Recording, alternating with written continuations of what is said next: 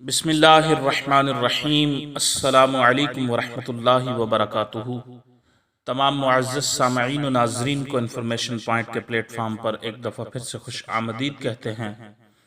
سامعین و ناظرین، رسول اللہ صلی اللہ علیہ وسلم نے بتایا 99 بیماریوں کا علاج، چھوٹا سا نبوی وظیفہ اور 99 بیماریاں دور۔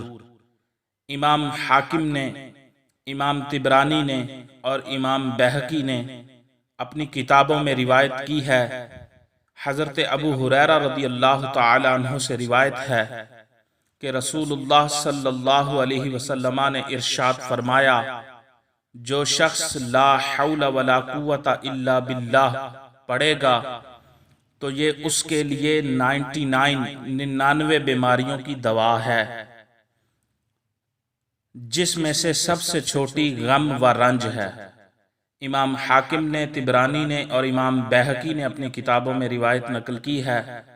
حضرت ابو ہریرہ سے روایت مروی ہے، رسول اللہ صلی اللہ علیہ وسلم نے ارشاد فرمایا، جو شخص لا حول ولا قوت الا باللہ پڑھے گا تو یہ اس کے لیے 99 بیماریوں کی دوا ہے، جس میں سے سب سے چھوٹی بیماری غم و رنج ہے۔